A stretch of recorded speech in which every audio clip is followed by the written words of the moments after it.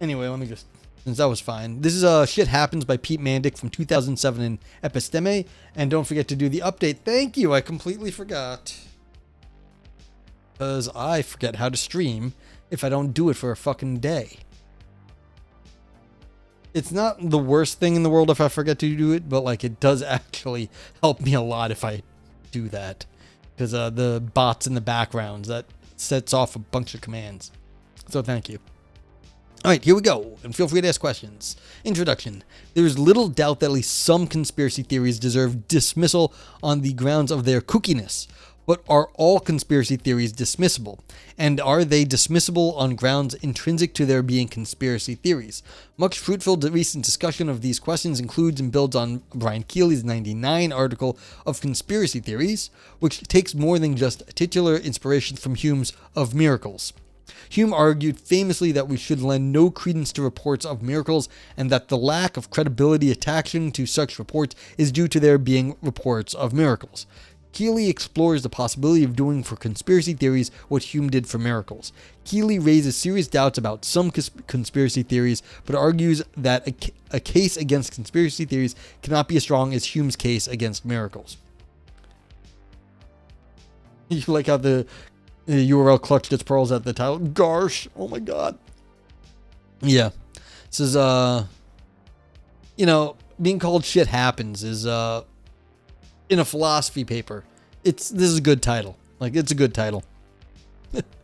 Of particular interest for the current paper is a dilemma that Keely raises towards the end of his 1999 discussion. The first one of the dilemma is that the more we lend credence to conspiracy theories postulating powerful agents cooperating to commit evil while succeeding in avoiding detection, the more we are pushed to a kind of skepticism about any of our institutions. The second horn of the dilemma is that the less we lend credence to the core idea that agents are able to control events, the more we are pushed to a kind of absurdism whereby historical events may happen due to causes but not for any reason. The horns of Keely's dilemma are foreshadowed by his paper's two epigraphs. The first is from Hegel's The Phenomenology of History. Quote, "The only thought which philosophy brings with it in regard to history is a simple thought of reason, the thought that reason rules the world and that world has, therefore, been rational in its course." End quote. Yeah, I mean, this is good old Hegel for you. That, it makes sense. There's some idea of what's going on. Shit Happens, taunting the constipated by loose stool. Yes. Loose stool, I guess. Loose stool, yeah. The second is attributed to a popular contemporary bumper sticker, quote, "Shit Happens." And here's where we got the name drop of the paper. Title drop. My aim is to argue for acceptance of the second horn of Keely's dilemma. Yeah, because remember, shit happens is sort of an anti-principle of sufficient reason. It just happens. It doesn't have any grand reason behind it. It just happens. In some sense, it is kind of like a miracle. It just shows up out of nowhere because that's how the world is. So, yeah, I'm on the shit happens part of the world. I don't think everything is explainable, or at least not explainable by us. The organization of the rest of the paper is as follows. First, I discuss the definition of conspiracy theories discussed by Keely and others, highlighting crucial vulnerabilities of conspiracy theories. Next, I briefly review Hume's key remarks on miracles. Finally, I exploit the vulnerabilities of conspiracy theories and argue that in any choice between a conspiracy theory and a declaration of shit happens, we are no worse off for choosing the latter. Okay, so shit happens is going to be the minimally acceptable answer compared to believing in conspiracy theories. What's a conspiracy theory? Keely 99 supplies a definition of conspiracy theories in which it is accepted by Clark and criticized and refined by Cody. Keely's definition is, quote, "A conspiracy theory is a proposed explanation of some historical event or events in terms of the significant causal agency of a relatively small group of persons, the conspirators, acting in secret." End quote. Cody's definition, I guess that's from a few years later, is, quote, "A conspiracy theory is a proposed explanation of a historical event in which conspiracy, that is, agents acting secretly in concert, has a significant causal role. Furthermore, the conspiracy postulated by the proposed explanation must be a conspiracy to bring about the historical event which it purports to explain. Finally, the proposed explanation must conflict with the unofficial explanation of the same historical event." Chocolate says there's Also a nothing ever happens meme. Yeah, that's true. But the nothing ever happens meme is sort of, I mean, that's fair. Like, I mean, it kind of does play into like everything is stupid. And like everything's full of shit, which isn't always the case. There's stuff, more over monitoring news kind of thing. Yeah, exactly. That's a better way of saying it. It's downplaying that, shit is actually happening out there, and not all of it's conspiracies. Like, some of it is just how things happen. So, but like, yeah, that's the other side of it. Like, I feel the conspiracy thing and the over monitoring the news where everything's exactly the same. It's all bullshit all the time. It's like they're both sort of these defeatist attitudes, that there's these super powerful, rich, or like groups of people that control everything, and so you have no agency. And on the other hand, nothing ever happens, and so you also have no agency. That's not true. You can do stuff. Okay.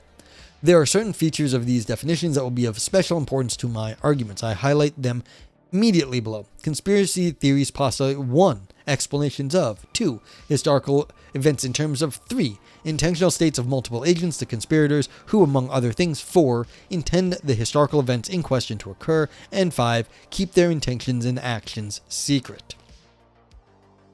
Aspects of the Keeley and Cody definitions that I omit discussions of are not aspects I necessarily reject. I just don't think them especially pertinent to the points I would like to make. Thus, for example, I remain neutral on whether Cody is right to include in his definition that, quote, the proposed explanation must conflict with an official explanation of the same historical event. Yeah. So, I mean, does it have to be conspiracy theory for the government to have to say there's some other thing that happened? Yeah, not necessarily. I take it, the author takes it, that these 5 elements are agreed by the mentioned authors to be individually necessary conditions on being a conspiracy theory. For the current purposes, I can remain neutral on whether the 5 are jointly sufficient for conspiracy theories.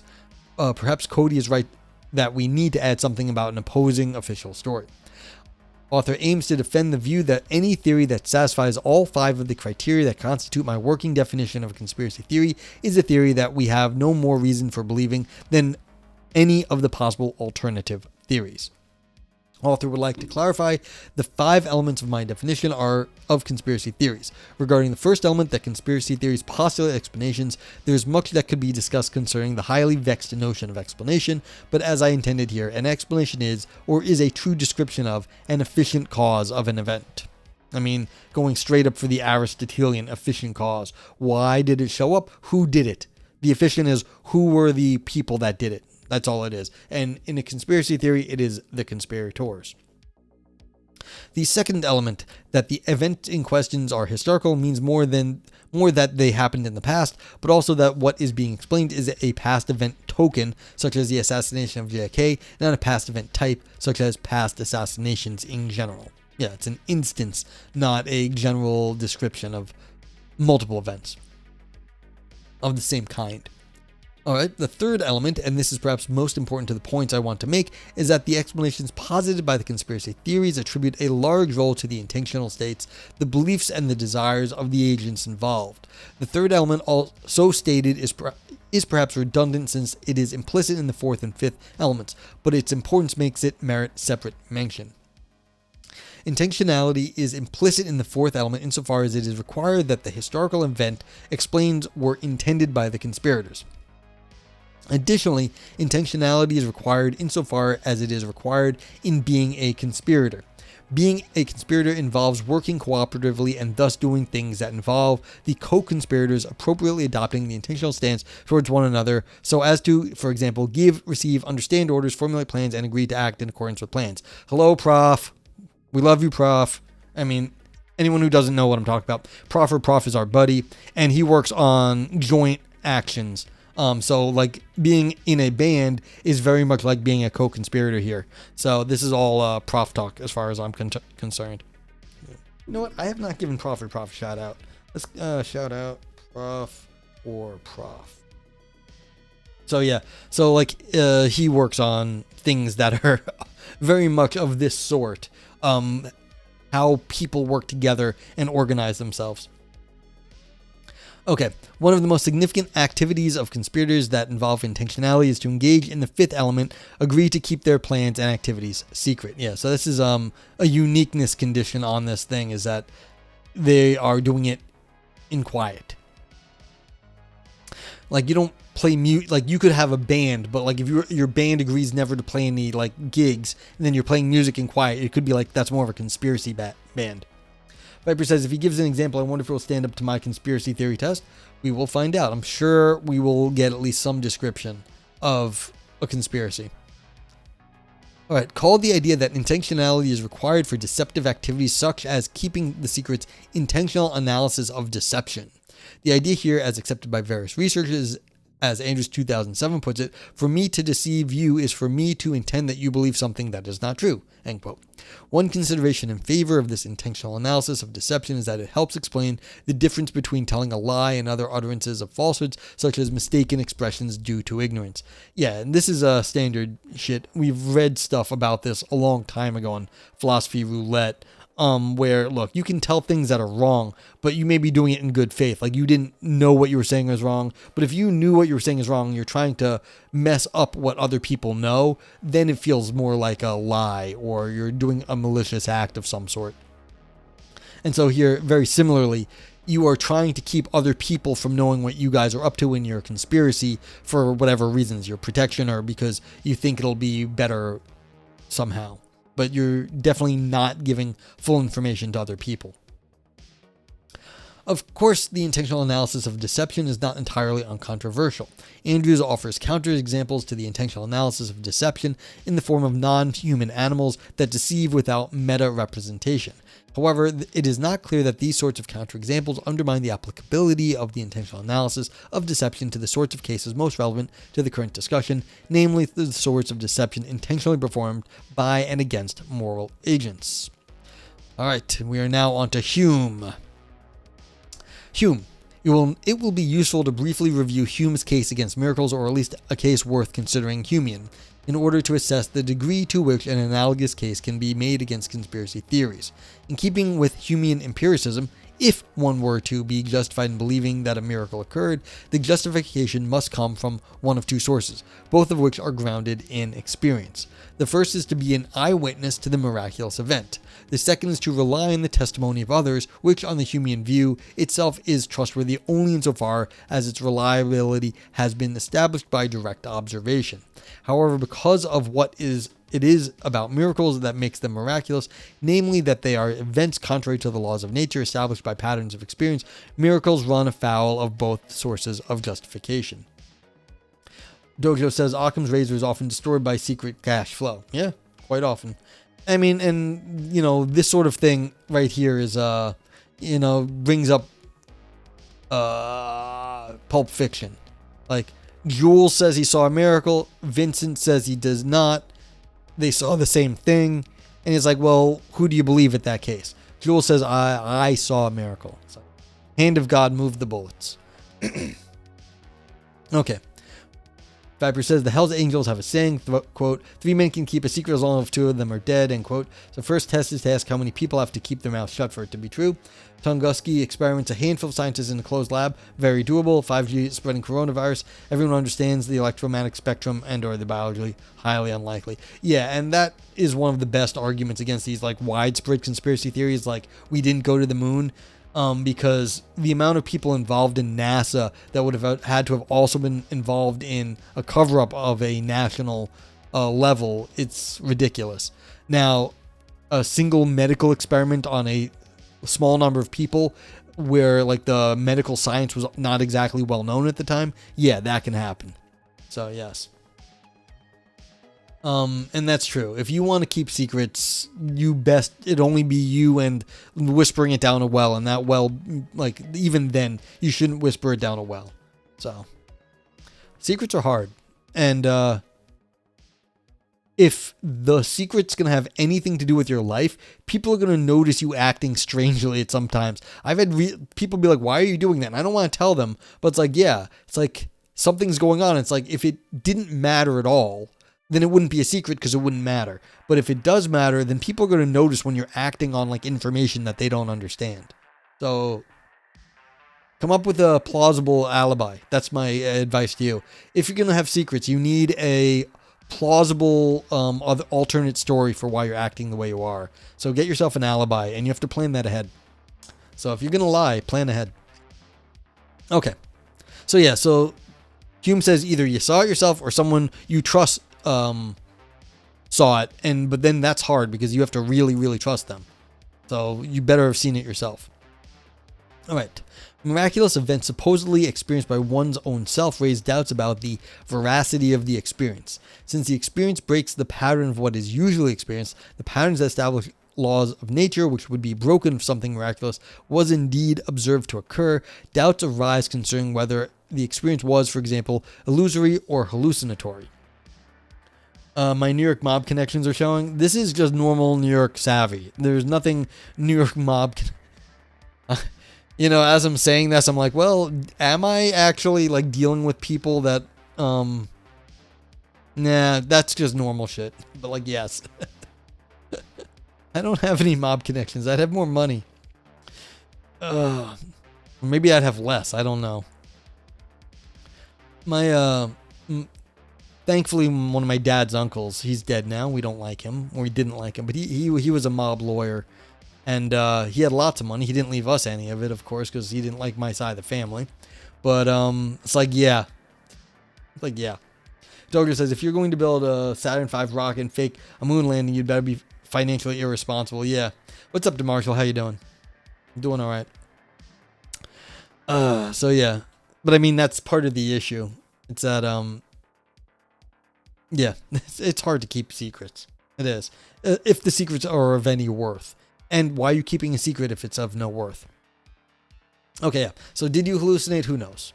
Author says, I will have little else to say about analogies between Hume's points about the observability of miracles and any putative reasons one might currently have for believing in conspiracy theories, since being historical explanations, the events in question happened in the past and are unlikely to be observed in our lifetimes, yet alone observed at the current moment.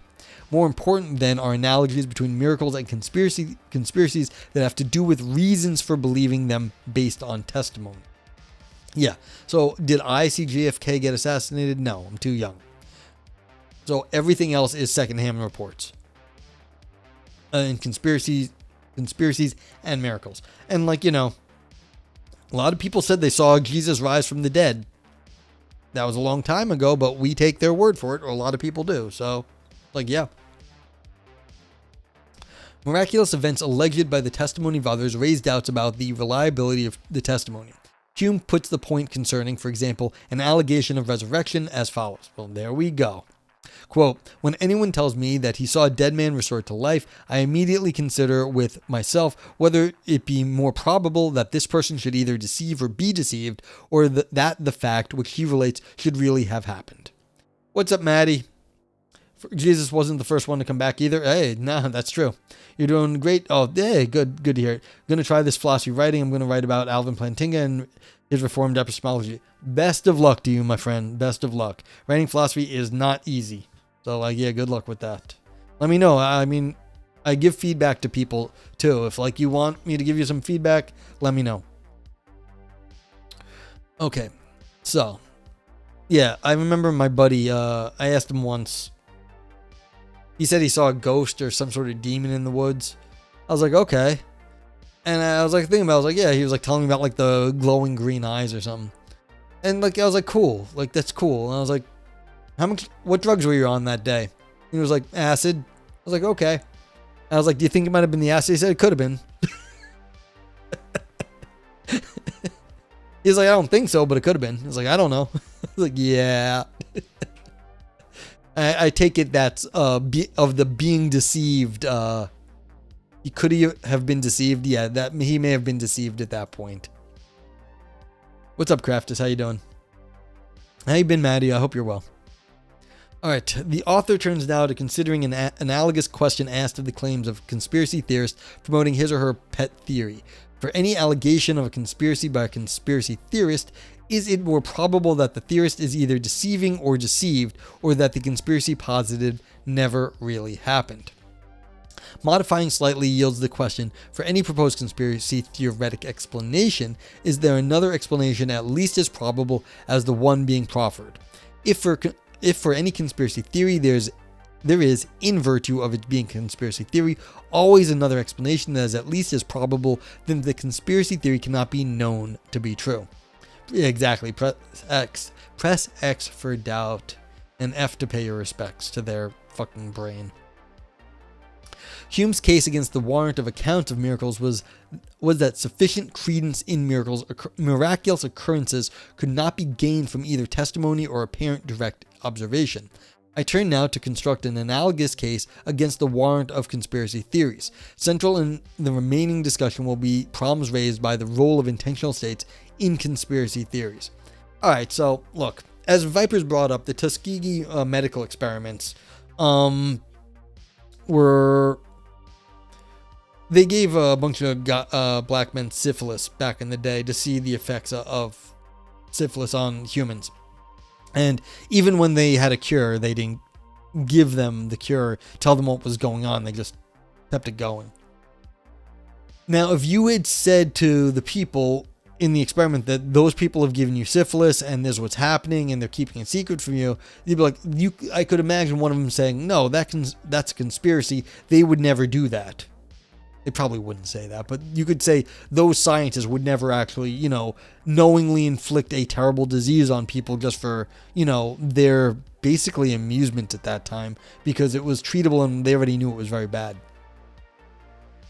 So it's like, there's going to be some things that look like conspiracy theories at first that turn out to be true. Or people might say you're being a conspiracy theorist, but like in that case, given those circumstances, it might actually be not a conspiracy theory. It'd just be true. Chocolates, I wonder if the conspiracy theories target certain groups and not others. Well, I mean, you're going to get like historically targeted minorities, like the Jew poisoned the well, the witches because they didn't like women doing shit in like Salem, back in like, a few hundred years ago around me, in Connecticut or whatever. Like, you're just going to get minorities targeted, but like, that's not exactly surprising. Oh, they didn't give them syphilis. They contracted themselves. They didn't. Oh, they denied the medical care and lied about. Thank you, Maddie. I apologize. Faraday, what's up? Lurk. You mean the conspirators in them? I don't know. I think people are gullible all around the spectrum, Chocolate. So, yeah. I mean, I wouldn't know. The crack epidemic, yeah. That's fair. Our buddy Baraday's here. Shout out to Baraday. I thought they gave it to them, but whatever. I'm wrong about my history. I'm sorry. I'm a bad historian. Plumbers. Maybe. Yeah, if you guys don't know our buddy Baraday, he's another philosopher out here on Twitch. He is always 5,000. He's 5,000 words away from finishing his PhD. He almost got that the dissertation written. So he plays music on stream. He plays games. And he also talks some philosophy. And reads some philosophy on stream. So go give Baraday a follow if you're looking for more philosophy content.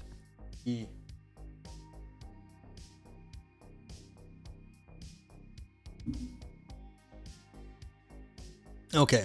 Conspiracy theories as extremely problematic intentional explanations. Each of the 5 elements of the definition of conspiracy theories gives rise to distinct problems for the believability of any given conspiracy theory. Really? But okay, I guess so. We'll find out. There's the 5,000 words to go. Got a PhD reading group this morning, hence the lurk. I appreciate the lurk. Thank you. Maddie says they later went down to Guatemala to their prison system and then forcibly gave prisoners syphilis. Aha. So that's what okay, I've got it mixed up. He's always 5,000 words away. Yeah. Yep. Hey, I was up till 3. I sent off a paper at 3:12 on Monday morning, Sunday night. So this is how writing goes. It's not fun. It's like you have to do shit to get it done sometimes. It just has to get done. It doesn't always have to be the best. It has to get done. I was talking to I go to a philosophy workshop on Mondays. We were talking to somebody and they were saying that they were up for tenure, but the tenure process is so Byzantine that like their chair would tell them news about their tenure application moving from one committee to the next. And they were like, I don't know what any of that means anymore. You told me once and it didn't like sink in because there's so many committees with all these different acronyms. It's like, who knows what's going on sometimes? Yeah. Like, shit happens. Just does. Like, and this also goes to underdetermination. Too many things we don't know. Yeah. Oh, well. Okay.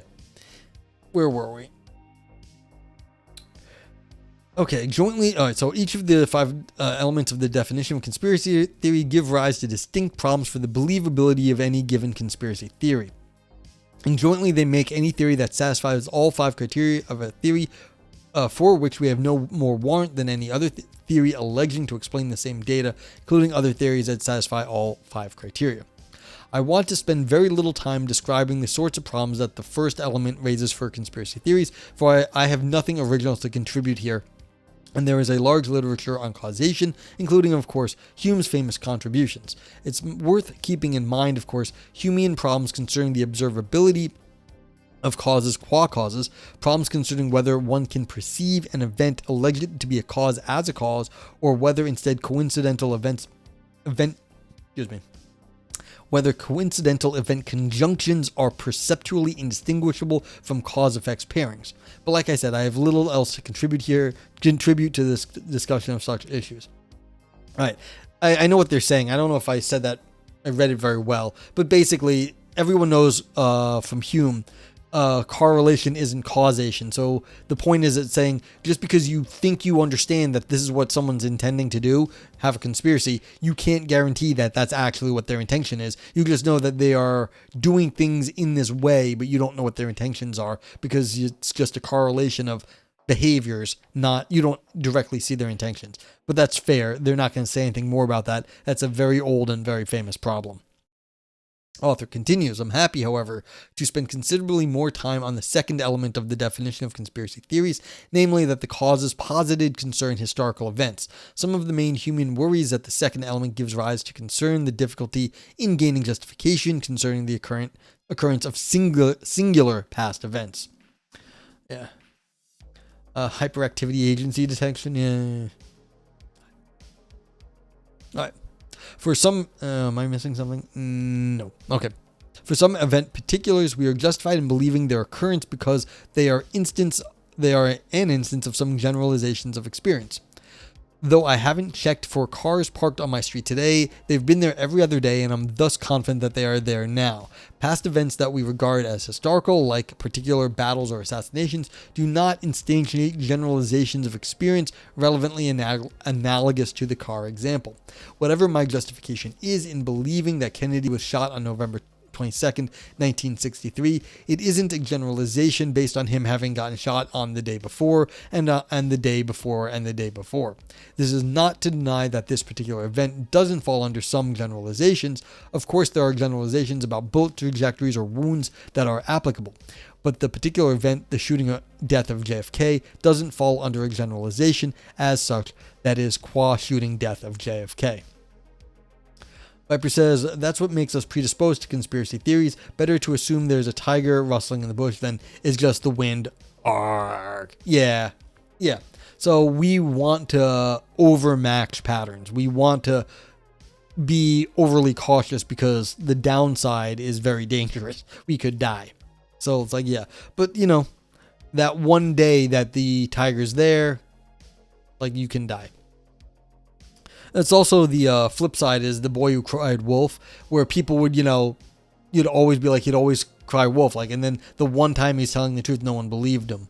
So it's like people want to believe that something's happening because it's better to be risk averse.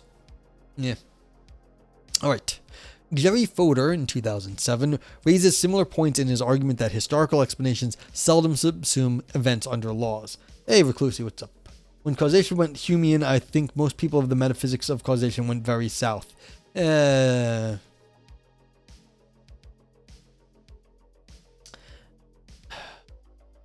mean, it started a big old discussion on, on causation. Like, yes. But I mean, that's the whole point of Kant, is to react against Hume, because people were so sort of blown out of the water. They're like, this can't be right. We know stuff. It's not all just correlation. And so, you look at Hume, you look at Leibniz, and then you get to Kant, and then that sort of changes the history of like Western philosophy in Europe. So, like, yeah, metaphysics. Chuckleman says, we also seem to like underlying mechanisms for cause and effect, though there is no such thing. Yeah, I mean, that's what's at issue here, exactly. Okay. So Jerry Fodor raises a simple point, quote, Napoleon lost at Waterloo because it had been raining for days and the ground was too muddy for cavalry to charge. So anyhow, I'm told. And who am I to say otherwise? But it doesn't begin to follow that there are laws that connect the amount of mud on the ground with the outcome of battles. I suppose metaphysical naturalists, of whom I am one, have to say that what happened at Waterloo must have fallen under some covering laws or others. However, it isn't remotely plausible that whatever explains why Napoleon lost at Waterloo likewise explains why Nelson won at Trafalgar. That is, there are laws about the outcomes of battles as such, of which Nelson's victory and Wellington's are both instances. Is a battle doesn't pick out a natural kind. It's not, in Nelson Goodman's illuminating term, projectable. End quote. Yeah, so again, when you're talking about scientific regularities, you're talking about abstract things. If you're talking about any actual instance of anything, that's never happened before. And so if you're talking about specific instances of events in the world and you're not abstracting from them, they are all unique, sui generis, and particular in a way that there is no law to describe them. You have to abstract away if you want to get regular things.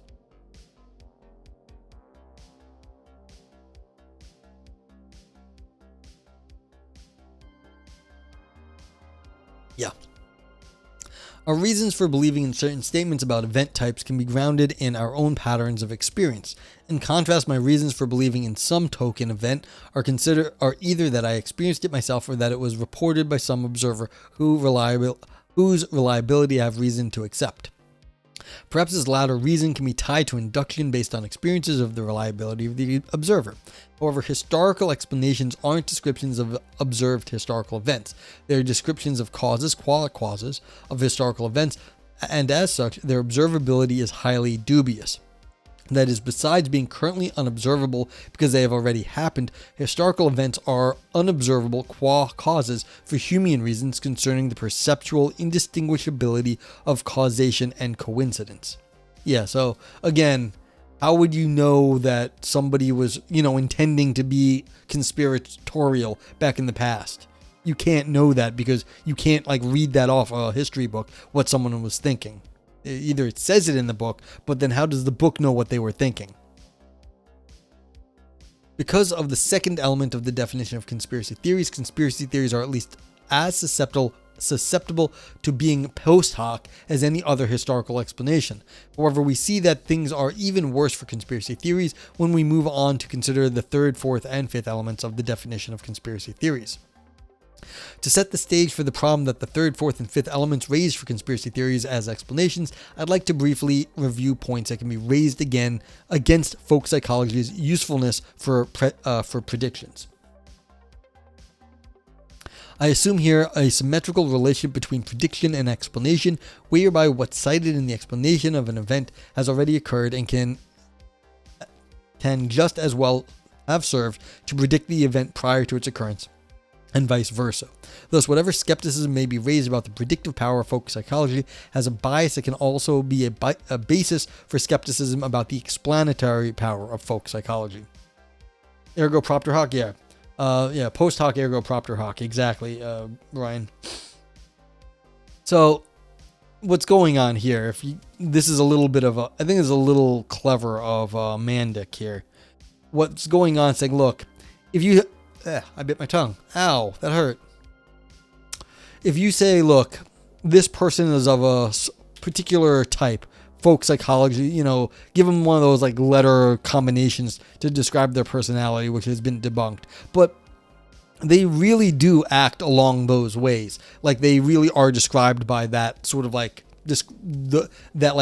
INFJ or whatever it is. Now, I'm pretty sure that's been mostly debunked, but say someone is just super like that all the time and they act predictably like that. Well, you can also look back in the past and say, well, how did they act in the past? And you can predict what they did in the past also based on the same thing. Even if the theory is bunk, but it works in that one instance for that certain person. But, Okay. Morton, 1996, raises various problems for the view that the function of folk psychology is to serve as a predictive device. Part of his case concerns two features of intentional states that make them especially ill-suited as bases for the prediction of human behavior. Morton discusses these features under the labels of holism and entanglement. Chocolate says introversion, extroversion occurs in more scientific theories of personality, but the others are trash. That's what I was saying. I said pick a bad one, whatever it is. Now, that bad theory, like just like a broken clock's right twice a day, that bad theory may perfectly actually describe one person. And if you find that person, then you can use that bad theory to describe their behavior. Might work. Okay, continuing. Morton's worry about the holism is that if one were to predict an action of an agent in terms of beliefs and desires, one cannot do it in terms of a single belief-desire pair, but must instead advert to whole systems of belief and desire. Thus, to adapt an example of Morton's, a prediction that a person will leave the building through the front door cannot be based simply on an attribution of her desire to leave and a belief that the front door is the only exit, since one must also rule out the possibility that, for example, she leaves the front door to be connected to the trigger of a bomb. We see that things are even more complicated when we consider what Morton calls, quote, entanglement, namely the fact that, as he puts it, quote, we want to produce or to avoid situations which are defined in terms of what other people want, believe, and feel. Many of the decisions a person makes are directed at outcomes which depend not just on that person's actions plus the way the world is, but on those actions plus the way the world is plus the decisions of other people. And those other people's decisions are directed at outcomes which depend in part on what the first person decides. So each decision maker has typically to take account of several other decision makers and of how each of these may take account of each other's taking account of their deciding, and so on. Eliminativist, sure. Given the relationship between prediction and explanation, holism and entanglement raise problems for intentional explanation as well for intentional prediction. If someone does leave the building, explaining her leaving in terms of her having a desire to leave will require attributing a whole host of other desires as well as beliefs. And if she leaves the building with friends, entanglement requires us to cite the many beliefs and desires of each of her friends, many of which will be beliefs and desires about the beliefs and desires of other friends, not to mention people outside of the circle of friends. Yeah, so you're doing all these things complicated, involving all the people all the time. Sure. Due to the holism of intentional explanation, even when a single agent is involved, the attribution of a single belief-desire pair will be consistent with a wide range of competing intentional explanations that differ with respect to what other beliefs and desires are attributed. Any given attribution of a belief-desire pair is thus highly likely to be simply be post hoc. Thank you, Brian. So this is what Unreal Brian was bringing up, that if you're going to try to read back intentions into a situation, you're doing it after the fact, giving from a limited set of outcomes that you want to get to, you are then putting intentions on the people. But if you try to actually untangle all the intentions at the time, you'd have a lot of difficulty. Reclusi says, I'm far more sympathetic towards causal arguments if they are driven against folk psychology. I joined very late, but Hume I struggle to make sense of causation-wise. Happy for the clarification. Yeah. It's what's going on here isn't a Humean argument. They're drawing on Humean elements to say, look, how do you actually come to know what a conspiracy theory is?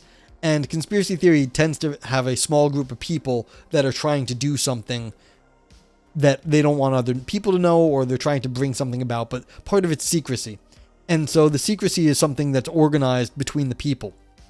Now, if you're saying that's like their mental states, that's what the author is going at here. And Hume does have things to say about this. Like, how do you know what's going on in the world? Like, if you just can't see it, how do you know that this is like their intention? Now, if you have like written documents, like, oh yeah, you have like a written conspiracy theory, conspiracy written down, they all sign their names, like promising not to tell. That's something interesting. But like the most of the historical things, you don't have this kind of documentation.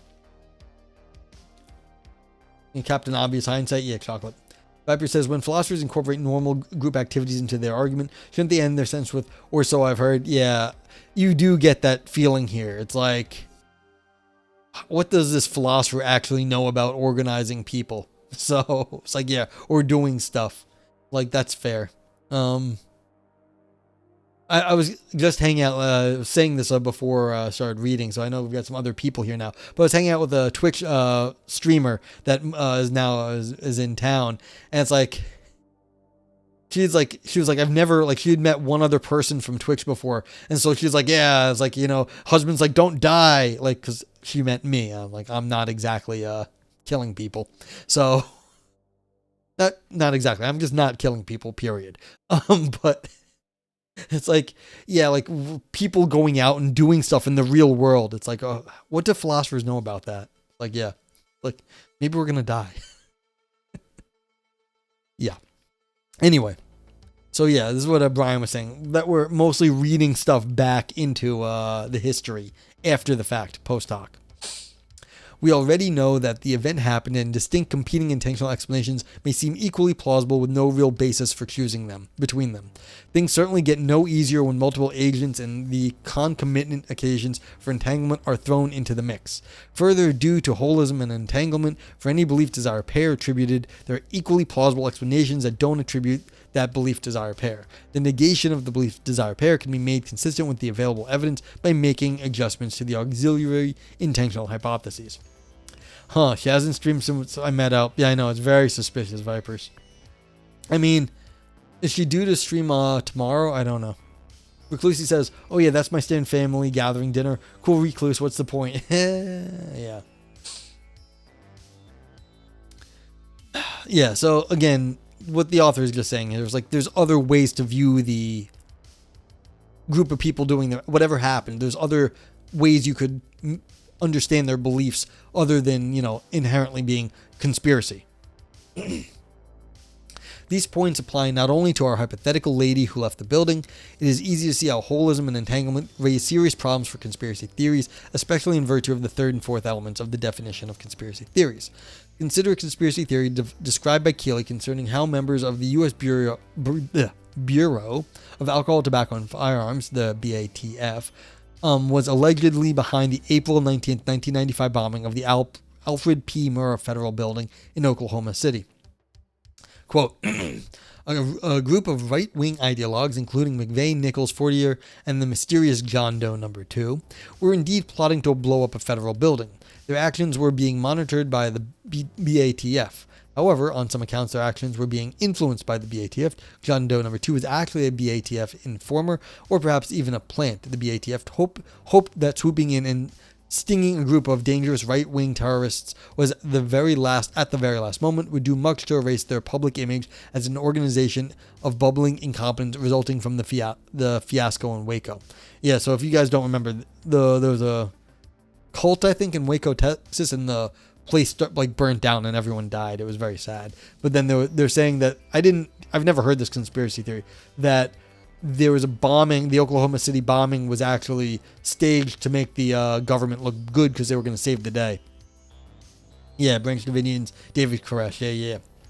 Okay, in any case, McVeigh and his friends were involved, but only tangentially. McVeigh helps assemble the bomb, but he is unaware of the exact plans for its use, or is actively misled. At the last moment, the BATF screws up, loses contact with the group, or outsmarted by them, and the terrorists successfully carry out their act of terror. McVeigh, unaware that the bombing has occurred, is picked up by the police. The BATF realize that they have a public relations nightmare on their hands. They knew about the bombing, but through sheer incompetence and a desire to grandstand, failed to prevent it. When McVeigh is picked up in an unrelated incident, they see their chance to cover up their own involvement in and knowledge of the incident. He is the perfect patsy because he does have some involvement in the incident, but does not know the whole story. All right, so end quote. I've never heard this conspiracy theory before. I've heard that there were conspiracies about McVeigh, that he wasn't actually the bomber. I don't know enough about it, but yeah. Okay, author says, note that in order for the conspiracy theory to be true, many intentional states must be truthfully ascribed. For example, to the BATF must be attributed 1. The desire to monitor McVeigh et al. 2. The hope that swooping in and stinging a group of dangerous right-wing terrorists would help erase their public image as an organization of bumbling incompetence. And this is just so funny nowadays, because having the government swoop in and like picking up a group of dangerous right-wing terrorists. This is a 2009 paper, 2007 paper. So we're in a very different world now. And so it's like, oh yeah, this is who the terrorists were. Like they've always been the right wing. It's usually not the left wing. There's been, of course, some left wing terrorists, but usually in the US, it's almost always right wing. So they were like, look how competent we are. We got the bad guys. Back in 2007, this is who the bad guys were. 3, the belief that they had a public relations nightmare on their hands. 4, the desire to solve their public relations problem. 5, the belief that they can cover up their own involvement in and knowledge of the bombing. 6, the desire to cover up their involvement. And 7, the belief that McVeigh doesn't know the whole story. Additionally, to McVeigh must be attributed 8, the desire to blow up the building. 9, the desire to help assemble the bomb. 10, a lack of knowledge about the bomb's exact use. Attribution of all of these intentional states brings up concerns about holism, and many of them additionally bring up concerns of entanglement. Due to holism and entanglement, the set of 10 intentional states described above is consistent with a vast number of distinct sets of auxiliary intentional states. Further, due to holism and entanglement is the fact that the negation of all 10 intentional states, state attributions, the negation of the disjunction, is consistent with the available evidence given appropriate alterations in the auxiliary intentional attributions. There are thus a vast range of possible alternative intentional explanations and very little basis for choosing between them. This makes the intentional conspiracy theory look post hoc. Yeah, so there are a million different ways that this whole thing could have gone, and choosing the one that has a conspiracy theory among all the other ones is seems ad hoc or post hoc, like doing it after the fact. I'm getting the flavor of this argument being kind of like the argument some people make against, like, okay, you believe in this God, why not all the other gods? There are all these other sort of like ways the universe could be, and you chose yours because you have a particular history there, or you like that. Why not choose a different God, which is just as plausible, but you didn't grow up that way? So I'm getting that sort of feeling from this argument. And it's like, that's an interesting thing to level against conspiracy theorists, that the particular explanation you chose is among many of them, but you happen to choose that one because of why. And if you can't tell me why you like this explanation versus all the other plausible ones, then you're not justified in believing you're just one explanation. You can like your God, but why not all the other gods? Okay. The lost art of keeping a secret. And this is what I was telling chat about earlier. You better have a plausible alibi. In ordinary cases of intentional explanations, one sort of thing that can sometimes be appealed to for the elimination of alternate hypotheses is the testimony of agents whose actions partially constitute the explananda. We can gain support for various hypotheses concerning what the agents were thinking by asking them what they were thinking. Of course, the utility of such testimony depends largely on a presupposition of veracity, and thus does the fifth element of the definition of conspiracy theory present its special problem, since the aforementioned supposition of truthful testimony is completely out of place when the agents in question are hypothesized to be engaged in various acts of deception. Yeah, and so now you've got the self-protecting thing. Well, you won't know their intentions because they're going to lie about them. Of course, part of the trouble the fifth element raises, Lilu Dallas Multipass, raises for conspiracy theories has to do with the way the intentional account of deception further raises concerns of holism and entanglement. In keeping with holism, there are many beliefs and desires that must be attributed when describing someone as a liar. In keeping with entanglement, describing someone as a liar will involve their beliefs about what the beliefs of those who are lied to will be. Further, in keeping with entanglement, many of the beliefs and desires attributed to the liar involve those concerning their co-conspirators. However, the main problem raised by the fifth element is that in calling certain agents liars, one is thereby cut off from a possible means for reducing the amount of difficulty that would otherwise be raised by holism and entanglement. This is the main problem raised by the fifth element, because the other problems raised by deceit, the ones concerning holism and entanglement, are just special cases of problems raised under the heading of the third and fourth elements. One way to appreciate... Alright, what is the fucking fifth element here? Where are we? We're on page 9. I want to go back up to 5. Where's 5? So I want to know what the fifth element is, not Lilo Dallas multipass. Okay, it's just to keep the whole, their intentions secret. Yeah, so the whole point is that you have to keep everything secret, and so, yeah. Viper says, there's actually a connection between the Oklahoma bombing and Waco. McVeigh explicitly connected his actions to the events at Waco and the 92 Ruby Ridge standoff, framing the bombing as an act of retaliation and warning against federal overreach. Oh, cool. Okay, I did not know that history. Yeah, so they were connected, and then I guess the conspiracy theory was that, the government got him to say this, and then they were going to come in and stop him and be like, look, yeah, we know we fucked up, but we're much better now. Okay. So I can see why someone would say this makes sense. That doesn't mean it happened in reality. It just means it makes some sense.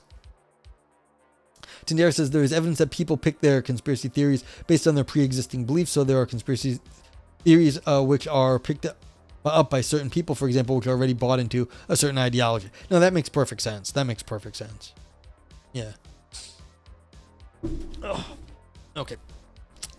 Yeah, so I mean, the whole point is that they have to keep it secret, so everything in the conspiracy theory, so that will always make it hard to know what someone's intentions are. Yeah.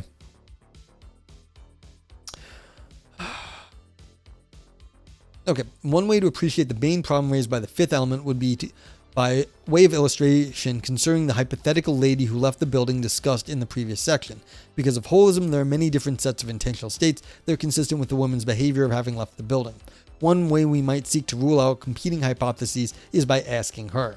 Now, since people are infallible experts about their own mental states, this method isn't perfect. However, it helps. But whatever help might be gained is thrown out of the window if we suspect the person might be lying.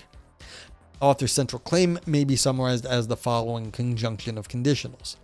If something is a conspiracy theory, then it has all 5 elements of my working definition. If something has all 5 elements of my working definition, then it is unwarranted, or at least no more warranted than a declaration of shit happens. I don't anticipate that there will be many objections to the first conjunct, since it is apparently agreed to be true by many, if not all, of the philosophers writing on the subject since Keely's 1999 paper. Especially interesting, then, is the question of what plausible objections may be raised against the second conjunct. Yeah. So it's like, what makes a conspiracy more plausible than shit happens? Yeah.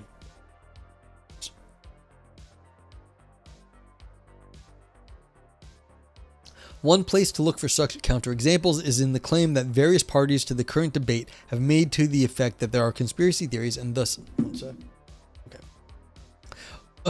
conspiracy theories and thus things satisfying the 5 elements, which are nonetheless warranted. Keeley offers prima facie warranted conspiracy theories, Watergate and the Iran-Contra affair. We might likewise regard as prima facie warranted conspiracy theories the common belief that Al-Qaeda was behind the 9/11 attacks and that the Nazis perpetrated the Holocaust. We can focus the concern that needs to be addressed in terms of a pair of questions. Aren't we warranted in the common belief that, say, Al-Qaeda blew up the World Trade Center, and isn't the common belief that Al-Qaeda blew up the World Trade Center a conspiracy theory? The strategy I currently find most appealing is to answer the first question positively, and the second negatively. The next question that immediately arises is, why aren't these prima facie warranted conspiracy theories really conspiracy theories?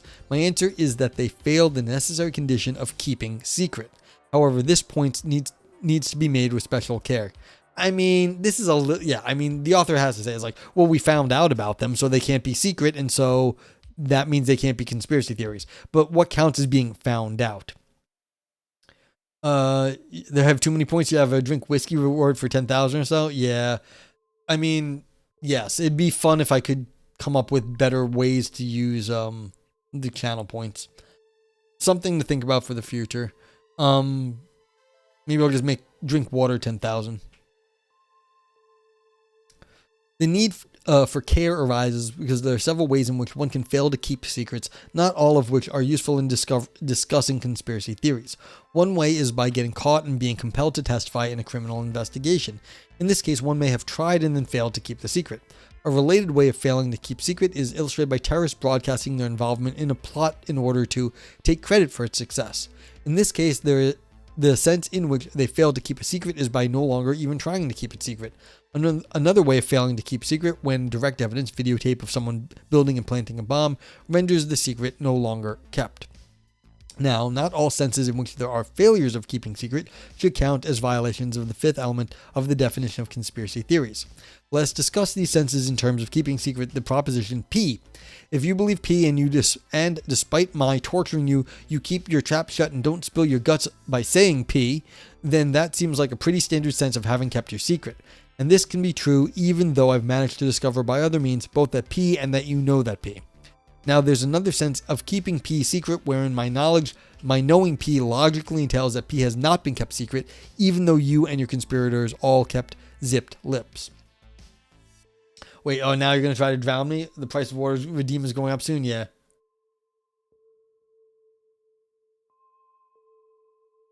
It is important that the first and not the second sense of keeping secret is the one utilized in formulating the fifth element of the definition of conspiracy theories. To appreciate this, consider the following. If conspiracy theories believe their own theories to be warranted, then if the interpretation of keeping secret is in terms of the second sense, then in believing their own theory, conspiracy theories would not be believing in conspiracy, since in a sense they don't believe the secret has been kept.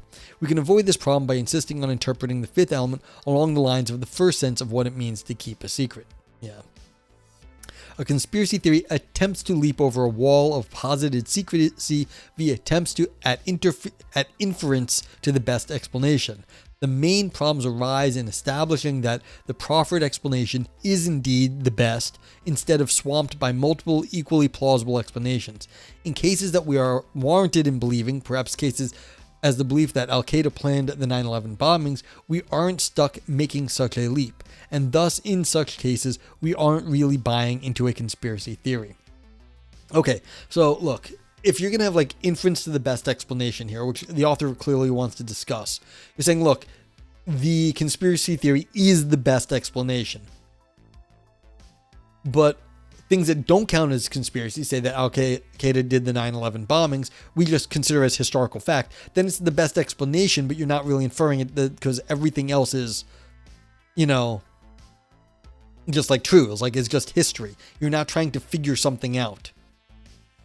I guess the question then comes down to what is the admissible evidence? When you think there's conspiracy theories, you think there's more admissible evidence that you may not have, but you think you are explaining via the conspiracy theory. When you have just the history, then there is no more evidence, or any evidence is just not actually helping, or doesn't give any more than you already have in terms of evidence for the thing. So it's like that Al-Qaeda did the 9/11 bombings. We already have sufficient evidence for that. Any more evidence isn't going to change anything. Now, if you said like Timothy McVeigh was just a stooge in the Oklahoma City bombings, then other evidence would matter at that point. And I feel like that's a difference here. And I'm not entirely sure that the author's got that, because it's saying, look, if you think the conspiracy is the best explanation, well, then you're just sort of like inferring that's the best explanation among all the rest. But it also is making predictions about the kind of evidence that you could potentially find. You could find records of people, plotting against Timothy McVeigh to get him to do stupid things that he wasn't planning to do without, like, the government's getting him to do it. So I'm not entirely sure the argument has been made as well as Mandik wants it to have been made, because it feels like there's something predictable in the there's evidence to look for still. Okay. Anyway, avoiding both the conspiracy theory conspiracy and the fundamental attribution error. My main complaint about conspiracy theories may be summarized as the view that they are multi-agent intentional explanations of historical events that give rise to problems of holism and entanglement that cannot be resolved by the testimony of the conspirators, since the conspirators are liars.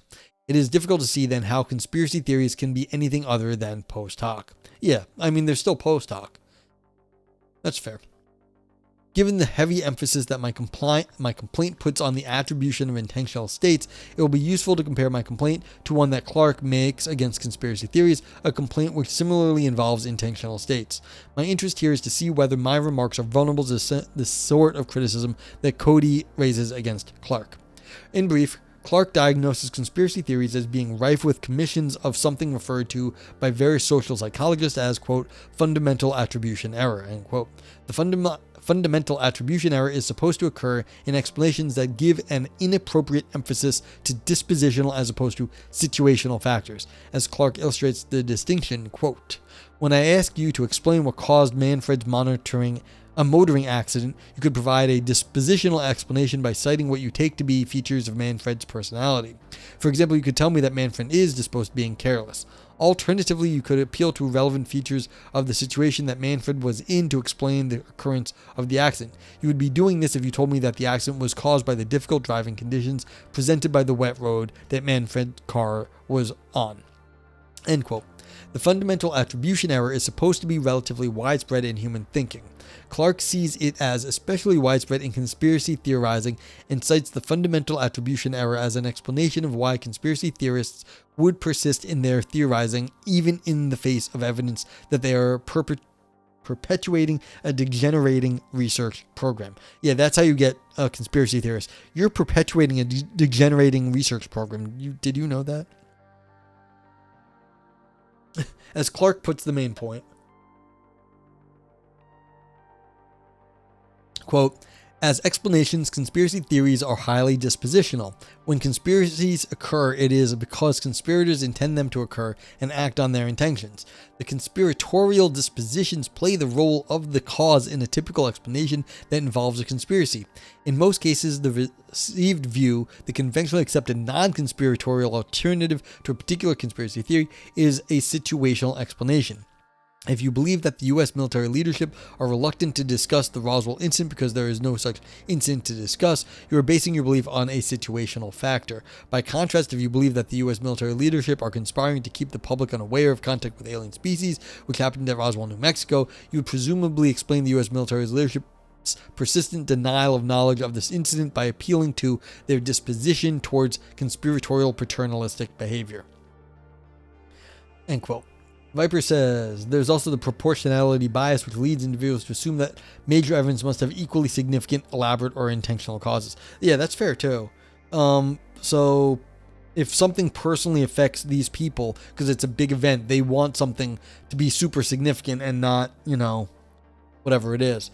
So it's like they want to be significant. So, I mean, we have a solar flare issue like going on right now, as Viper's raised in chat earlier. So say it knocks out some power stations. People are going to be like, oh my God, it was something happening here. And no, it was a natural phenomenon. It's just rare, but it does happen. Like giant solar flares going to hit with like some strong magnetic radiation. So it's like, this is but people are going to want to think that they're special, that they're somehow being targeted, and they're going to look for something big like that.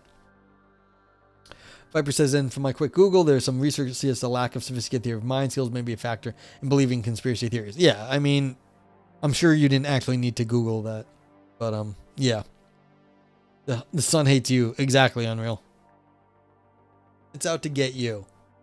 But I mean, people want to feel special. The end of world is a recurring like a myth in all of humanity, that they want like the end of times is now, and that like we're at the end of history, and that somehow you're going to be there for the end and something significant is going to happen.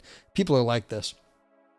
Viper says, or when that Transformer fire turned the skies over NYC blue and people thought it was aliens a few years back. I don't remember that. When was that? But like, yeah, like things like that. People don't realize like it could just be like a fire making weird smoke. Not a big deal. But like, yeah, aliens. Definitely aliens. A few years back, there was lightning so powerful that I was out at like, it was like now or like a little later. It was 2018. Interesting. That it was like 9:30 at night. So it was dark here. It was like cold out or whatever. So it wasn't like summertime when it was light.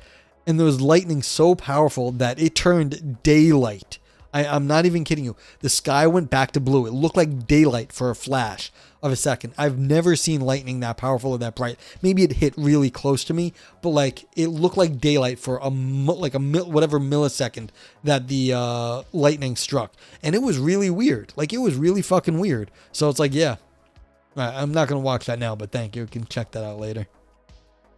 But like, yeah, I mean, unless if it's like 2 seconds long.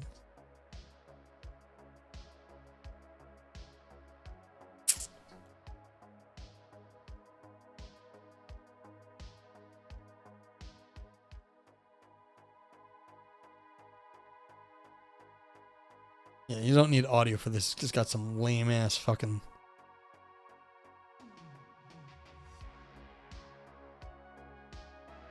Yeah, I mean.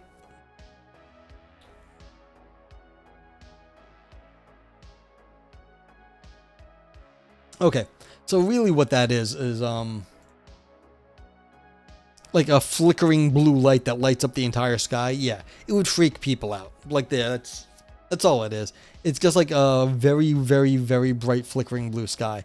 So like in the grand scheme of things, if you don't understand how bright like electrical fires can be, it's like, yeah, you're gonna get freaked out. But it's just an electrical fire. But like, yeah. Okay. So I guess what we were saying here.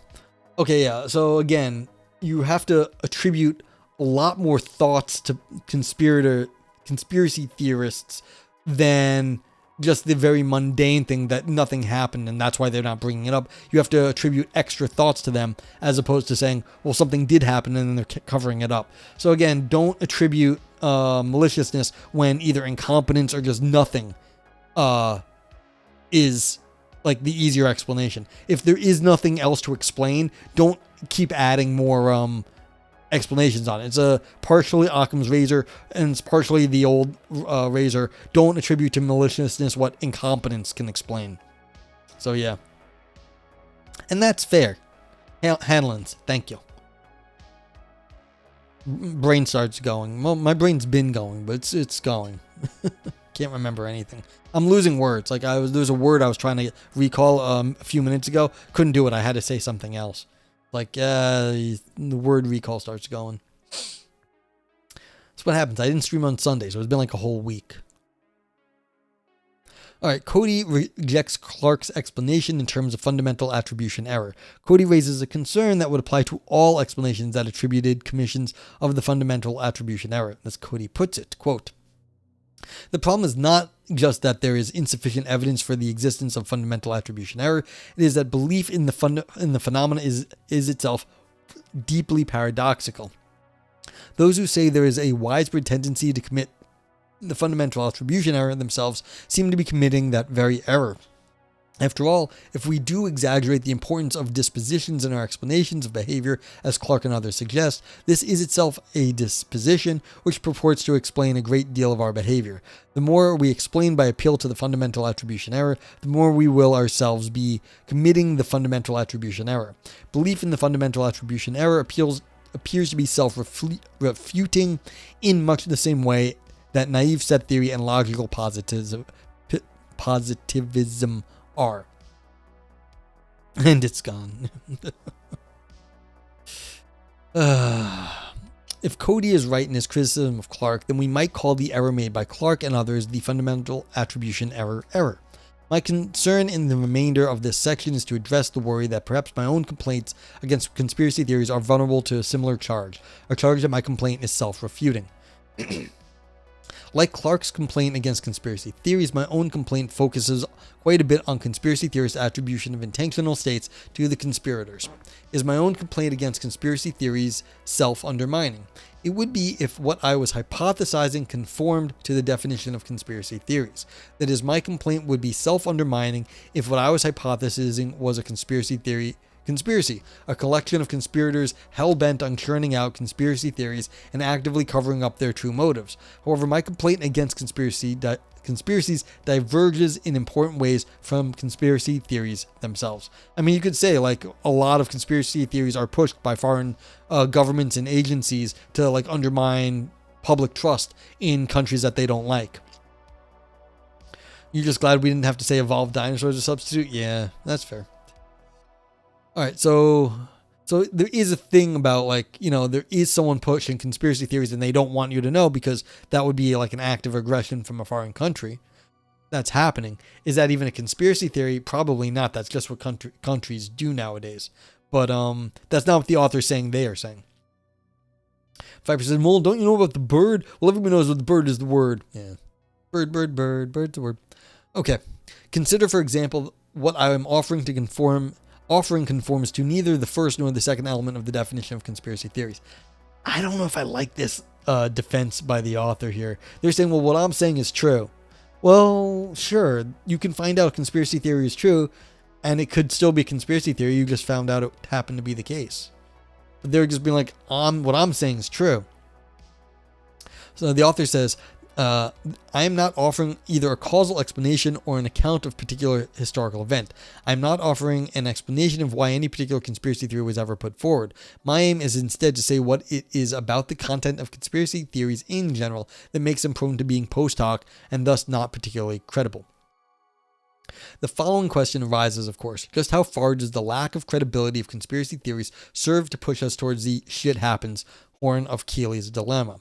To what degree must we agree with the point of view Keely expresses as follows? Quote, actually before that, the good right hook says, "We see systems everywhere because that is how we are by both nature and nurture, but it is at least equally possible that there are no systems, but rather everything that we perceive as a system is actually random and simply happens to have persist until the current moment." Yeah, that's fair.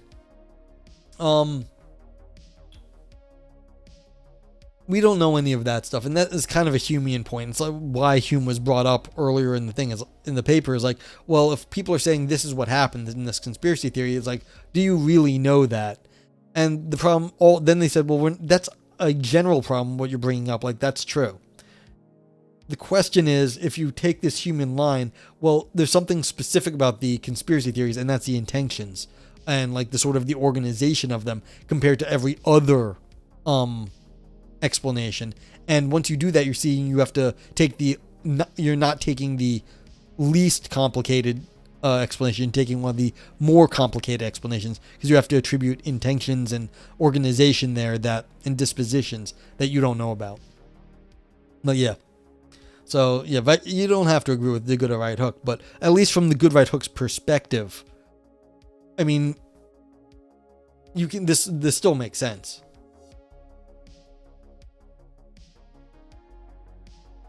Okay, yeah. I mean, that's the question. Exactly what do you think we have learned in this case? That's a wider problem. All right. And this is to what degree must we agree with the point of view of Keely expresses as follows.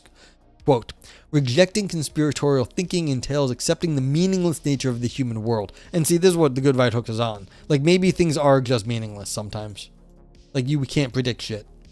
Just as with the physical world, where hurricanes, tornadoes, and other acts of God just happen, the same is true of the social world. Some people just do things. They assassinate world leaders, act on poorly thought out ideologies, and leave clues at the scene of the crime. Too strong a belief in the rationality of people in general or of the world will lead us to seek purposive explanations where none exist.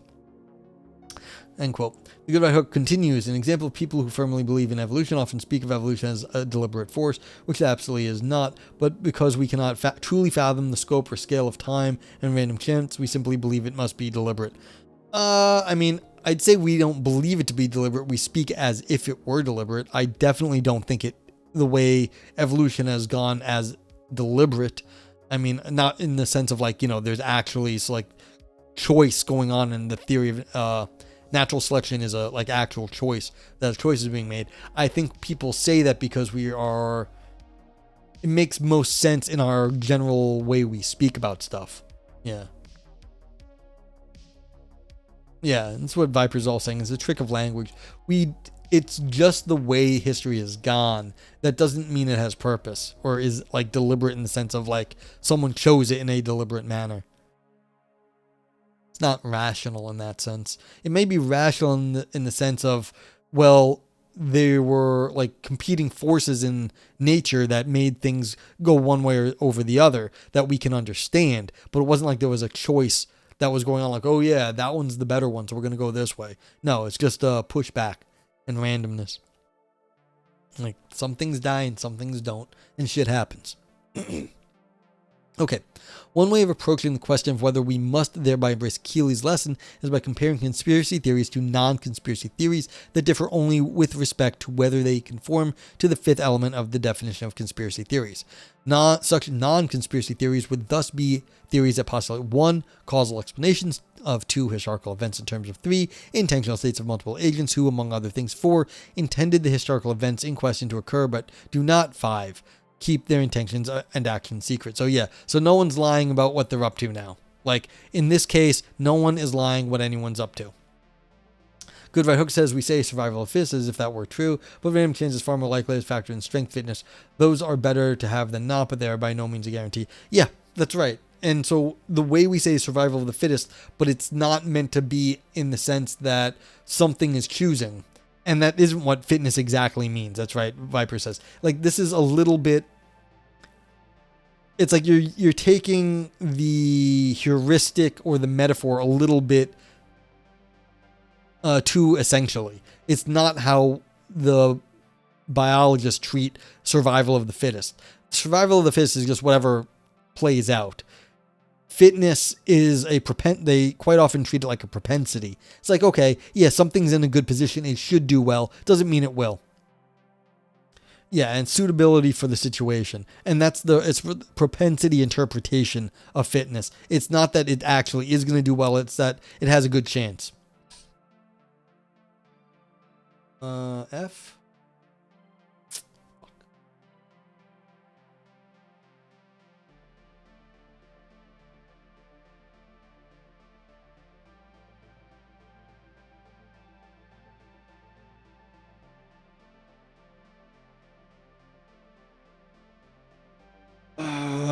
Why?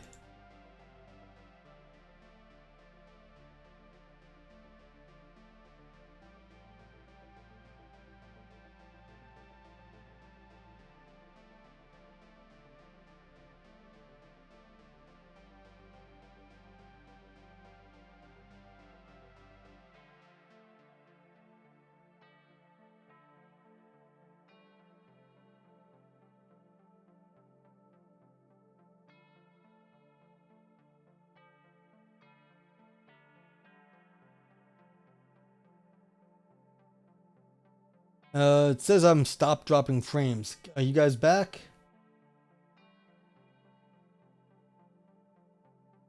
Thanks, Ra. Okay. Yeah, I don't know what happened there. Like, when it comes back that fast, it's just some weird, I apologize. I don't know what the internet's doing. This is the second time this happened in the last few streams, so maybe it's my hardware, maybe it's the internet. I don't know. But sorry about that. But yeah, it was only about a minute, so it wasn't terrible. It just looks like dropped frames for a good minute or two and then came back. Okay. But where were we? Okay, yeah. So what the author is saying here is let's compare a conspiracy theory to something that is just historical and no one is trying to lie about. What's the difference there? So examples would include just about any historical explanation involving multiple people. How big is the gap in credibility between these kinds of non-conspiracy theories and conspiracy theories? The answer to this latter question depends on the degree to which the fifth element exacerbates the problem with conspiracy theories. If the overwhelming problem with conspiracy theories are pretty much just due to the first four elements of the definition, then we really do have to embrace the horn of Keely's dilemma and declare that in the course of human history, time and again, shit happens. If, on the other hand, the non-conspiracy theories, which satisfy only the first four elements, do fare quite a bit better for not postulating the veils of deception essential to their own conspiratorial counterparts, then the grounds can be given for resisting an absurdist worldview. My own view of the matter, and the case I have tried to make in the current paper, is that the elements prior to the fifth one create the most trouble, and the prospects for resisting absurdism are quite slim. Okay, and that's it. So yeah, we just don't know because we can't really predict what's going on. But let's give some votes now. What do you guys think about this paper? As always, feel free to spam some emotes in chat. If you are new here and don't know, we have the emote review. You get to spam some emotes below if you see them here. If you just see text in your chat, they're better TTV emotes, so you can install and extinction, but that means everyone has access to them.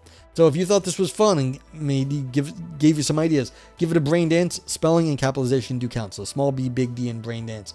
Nog Scream for existential artistic drama. Nog Oro for Ouroboros, deeper ancient ideas. Nog Knife, slicing and dicing arguments. Nog Navel for navel gazing, only for academics. Nog Turd, all style no substance, still poop underneath.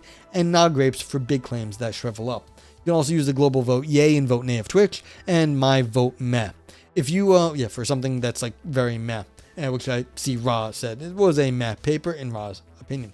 Also, I do calculate an overall score. Anything in the green makes the overall score go up. Everything in the red makes it go down, and the meh actually pushes it towards the middle.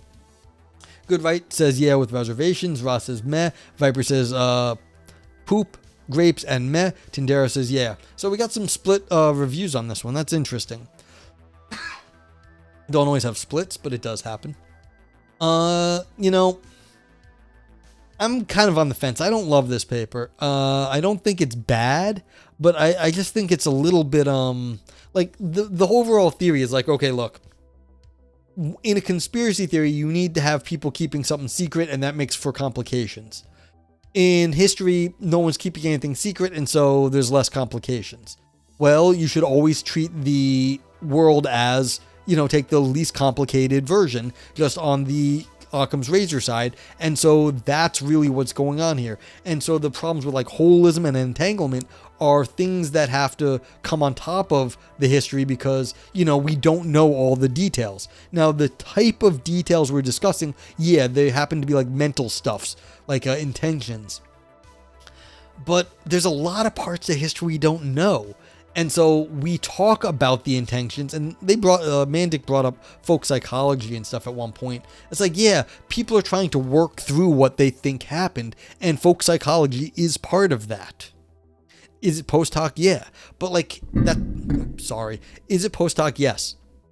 But that doesn't make it, not an effective method at times. If you know what you're talking about, you can apply your psychological whatever you're doing to a situation and maybe get some good answers out of it. That's the idea.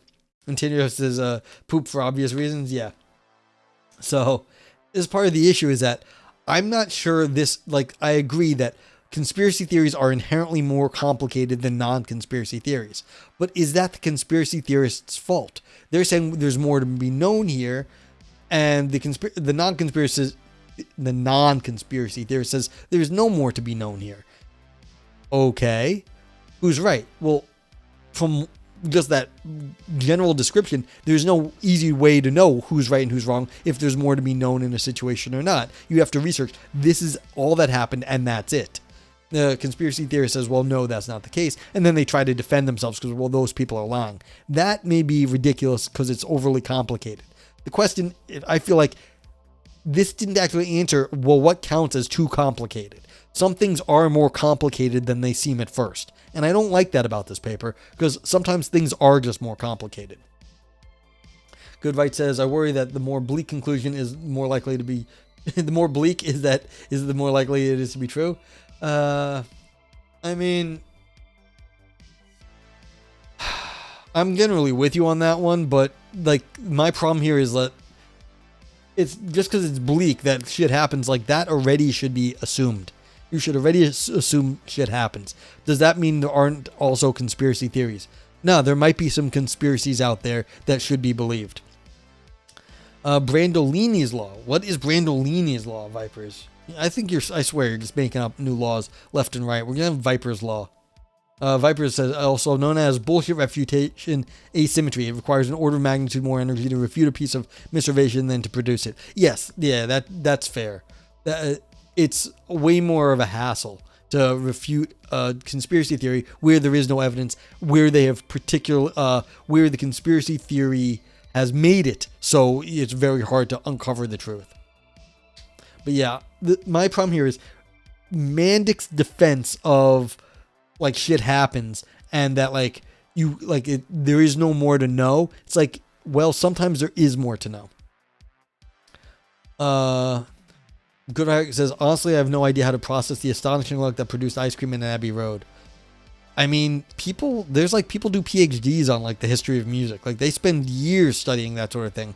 Same with like food. There's like history of food. Like you can read tomes of like histories of food. But like yeah, it is like there's astonishing luck, but like yeah, there's also tons of research into this.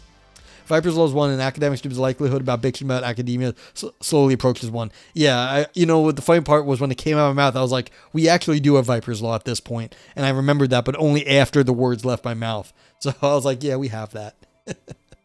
Oh yeah, what am I going to say about this? Yeah, like, because of the problems here, it's not a bad paper. Like, I'm going to vote meh, but it's going to get a nog knife. The argumentation wasn't bad. I think it was a little bit. I'm gonna get 2 nog knives, a nog turd because I'm a little annoyed at it. But it's just sort of not a bad paper, but like I feel a little bit bad about like the meh and the turd. Maybe I'll vote yay it also. Like I feel like this should be, because like the knife is kind of good, the meh and the poop is like not so good. I'll leave it there. That's what I'll say, because it's like I feel like. Take a conspiracy theory that turned out to be true, or something that could have been considered a conspiracy theory that turned out to be true, like after the fact. And we're like, oh, okay, so that really was some bullshit back then. So someone may have been like beating the drum and like, what was it? Okay, so let's take what's her name, who ripped the picture of the Pope on live TV or whatever it was, and got a lot of shit for it. The singer. This is a name we call it after streaming. And everyone was like, oh, how could you do that? The Pope's a great man. Sinead O'Connor. Thank you, Vipers. And everyone gave her shit for this and kind of like fucked up her career and whatever. But like, she was protesting like child abuse in the Catholic Church. Turned out that was a very, very bad problem. It came out years later and it vindicated her position in some sense. So you could be like, well, it couldn't be anywhere near as bad as Sinead was making out to be. That's a conspiracy. Well, there was a lot more to be learned at that point. And it's like, yeah, now people were covering it up. People were doing bad stuff to kids. People were doing all this shit. And, she tried to make light of it and she got pushed back on that. So like, yeah. Yeah, that's fair, Rob. Conspiracy that's proven to be true is just then a conspiracy. Yeah. Well, wasn't there? She was just LSD. She happened to be Latter-day Saints. Okay. She just happened to be utterly correct. Okay. Yeah, people wouldn't believe in conspiracy theories if they weren't sometimes correct. Yeah. So, and I feel like this paper eliminates, it's just saying, well, shit happens. It's like, yeah, but there's stuff to be learned sometimes. Sometimes people are right. Sometimes people know stuff that you don't know. What's the old, also, yeah, the Courtney Love clip, where someone like gets in Courtney Love's face and says, hey, can you give someone young, a young woman going into the industry some advice? And she looks up and goes, don't go to Harvey Weinstein's bedroom. And like, she got shit like, it's like, yeah, okay, that was 1,000,000 years ago and she got shit on for that. Like, yeah. Good Right says there are humans walking among us who happily let people die of curable, solvable issues so they can have a third yacht. Yeah. So people aren't always the nicest things, and there are reasons sometimes for why people are the way they are. Are these all conspiracies? No. A lot of times it's very boring, basic bullshit, as Good Right says. Yeah, exactly. Like, believe people when they say they're being abused. Like, please. So it's like, you don't want to just discount whatever, like, all things just because, that's too complicated. Viper says, Courtney Love wrote 2 hate blogs on MySpace about me. Vipers, that is impressive. That is impressive. That is one of the most impressive things I've heard about you. Oh, that's great. That's great. And on that note, we should, let you